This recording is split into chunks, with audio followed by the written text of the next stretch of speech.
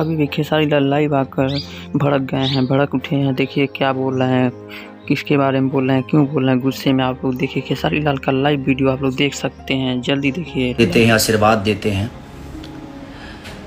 उस बातों पे बात करना है, कुछ लोगों को बताना भी है, क्योंकि बर्दाश्त बहुत कम हो रहा है। अब जितना दिन किया था मैं कर ही रहा था कि कुछ हो ना, कुछ बातें ना हो। और भैया से भी मैं यही कहूँगा कि भैया आप अपने साथ रहने वाले लोगों को थोड़ा सा समझाइए, न तो हम खुलब तो खुल जाइले। हम तो तारा लोग सब जना के पता बा, हम खुलब तो खुल जाए, तो हमारा के खोलल मत।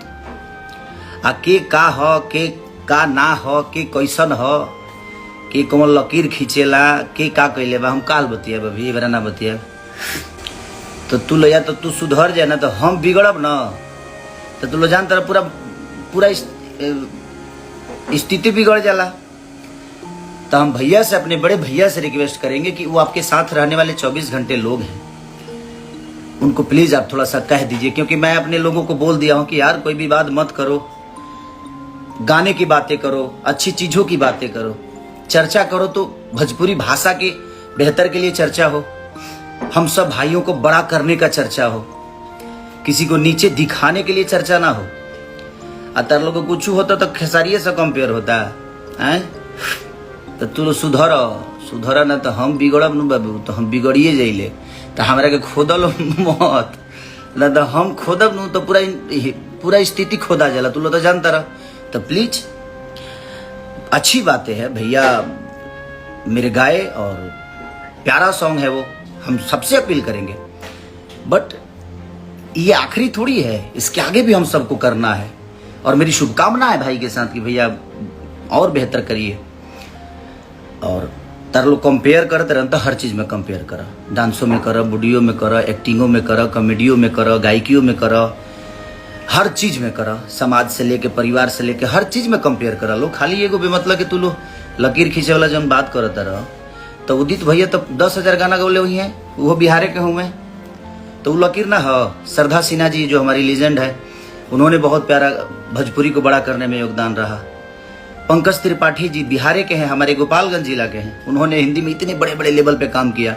वो गौरव नहीं है, वो लकीर नहीं है। मनोज बाजपेयी जी, संजय मिश्रा जी, भरत शर्मा जी, गोपाल राय जी, ये जितने भी हैं लीजेंड जो हैं, ये सब का है भाई, ये सब वो लकीर ना हो। तारा लोग बेमतलब के खेसारी से कंपेयर, मैंने कहता हूँ खेसारी के नीचे दिखावे के बा, क्योंकि नीचे दिखा दला से क्यों बड़ा हो जाई ना।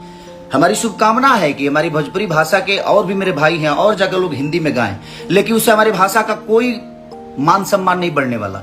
हमारा उन्नति हो सकता है, हम आगे बढ़ सकते हैं, हमारा भाषा नहीं। हमारी भोजपुरी भाषा अगर हिंदी फिल्मों में यूज होती है तो हमारा भाषा बड़ा हो रहा है। बट यार मत करो यह सब, न तब हम लइकन के बोल दी, खोल दी सबके, हम खोल दे तो खुल जाए सब कुछ। तब प्लीज हमारे के शांत रह समर दे, गाना बजाना के बात कर लिया। भोजपुरी आज एगो गाना रिलीज भइल बा, आ कौन व्यू कहाँ से कैसे जाला वो अब हमसे छुपल बा कि तारा से छुपल बा। जिन जना बोला तारे जो हई हो गई हो गई, तो तारा से छुपल बा। तनी शिवलिंग पर क्रिया खा के कहिए लो जो ओरिजिनल का बा, सही का बा, गलत का बा है।